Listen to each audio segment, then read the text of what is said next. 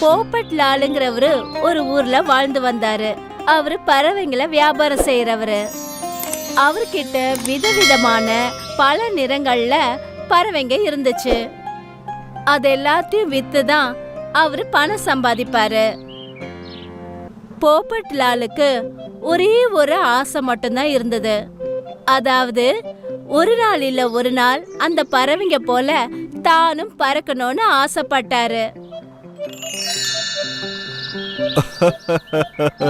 இந்த பறவை மாதிரி பறந்தா எவ்வளோ நல்லா இருக்கும்ல. ஒரு நாள் போப்பட் லால பாக்குறதுக்காக ஒரு மரம் வெற்றவர் வந்தாரு.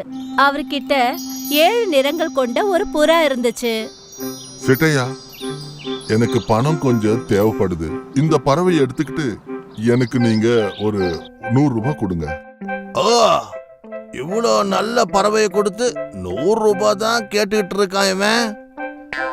இந்த பறவைய நானு 1000 ரூபாய்க்கு மேலேயே வித்துருவேன். போப்பட் லால் என்ன பண்ணாருன்னா உடனே அந்த பறவைய வாங்கிக்கிட்டாரு.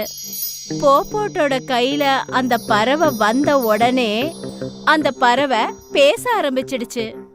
எஜமான் ஐயா, என்ன நீங்க வித்துறாதீங்க. அந்த பறவை பேசுறத கேட்ட உடனே போப்பட் லாலுக்கு அதிர்ச்சி ஆயிடுச்சு. அடடா, இந்த பறவை பேசுது. கண்டிப்பா நீ என்னுடைய ஆசைய நிறைவேற்றிருவ. ஆனா நீங்க எனக்கு ஒரு சத்தியம் பண்ணணும். ஆனா என்ன யாருக்கும் விற்க மாட்டேன்னு சொல்லிட்டு. அப்படியே ஆகட்டும், நான் உன்னை யாருக்கும் விற்க மாட்டேன். இனிமே உன்னை யாருக்கும் விற்க மாட்டேன்னு சத்தியம் பண்றேன். இனி நான் உன்னை வச்சுக்கிட்டு பெரிய பணக்காரன் ஆயிடுவேன். அந்த பறவை என்ன பண்ணுச்சுன்னா உடனே அவர் கேட்ட மாதிரி தன்னோட மந்திரத்தால பறக்கிற காரை கொடுத்துச்சு.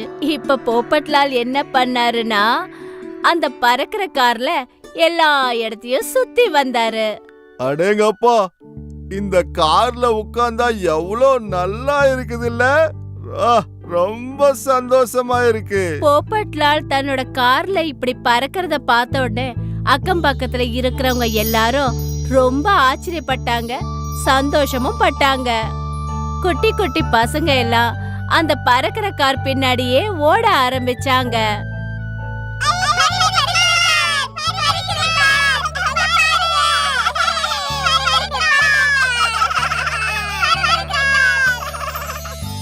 எல்லா ஜனங்களும் போப்பட்டோட பறக்கிற கார்ல உட்கார்ந்து போகணும்னு அவரை தொந்தரவு பண்ணாங்க. இந்த கார்ல வேற யாருமே உட்கார கூடாது. கார்ல உட்காரணும்னா 1000 ரூபாய் கொடுக்கணும்.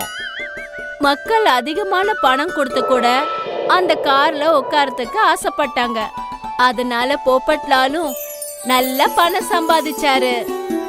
வா, இந்த வேலை ரொம்ப நல்லா இருக்கு. நான் இந்த பறவைகளை வித்து எப்பதான் சம்பாதிக்கிறது? நான் இனிமே இந்த காரை வச்சுதான் சம்பாதிக்க போறேன். பெரிய பணக்காரன் ஆயிடுவேன். பேராசனால அவருக்கு ஒரு விஷயம் மறந்தே போச்சு. அதாவது தன்னோட கடையில கூண்டுல இருந்த நிறைய பறவைங்களுக்கு ரொம்ப நாளாவே சாப்பாடு கொடுக்கவே இல்லைங்கிறத அவர் மறந்துட்டாரு. கொஞ்சம் கொஞ்சமா அவர் கடையில இருந்த எல்லா பறவைங்களும் செத்து போக ஆரம்பிச்சது. அப்புறம் ஒரு நாள் அந்த 7 நிறம் கொண்ட புறாவும் அங்க செத்து போச்சு. அதே சமயம் அந்த பறக்கிற காரும் பறக்கிறத அப்படியே நிறுத்திடுச்சு. அட கடவுளே, காப்பாத்து! அதனால போப்பட் லாலோட அந்த கார் மேல இருந்து திடீர்னு கீழே விழுந்து அப்படியே நொறுங்கிடுச்சு. என்னுடைய கார் உடைஞ்சு போச்சு. அட, என்னுடைய கார் நொறுங்கி போச்சு. நான் இப்ப என்னதான் பண்றது? அந்த மாயா பறவை சொன்னதை நான் கேட்கல. உடனே அவரு தன்னோட கடைக்கு போனாரு. அந்த இடத்துல செத்து போன பறவைகள் எல்லாத்தையும் பார்த்த உடனே அவர் செஞ்ச தவறுகளை உணர்ந்தாரு. என்ன பறவையே, உனக்கு ஒன்னும் ஆகல? நீ சொன்னதை நான் கேட்காம இந்த மாதிரி ஆயிட்டேன். ஆனா கடைசியில அதுக்கான பலன் ரொம்ப மோசமா இருக்கும்.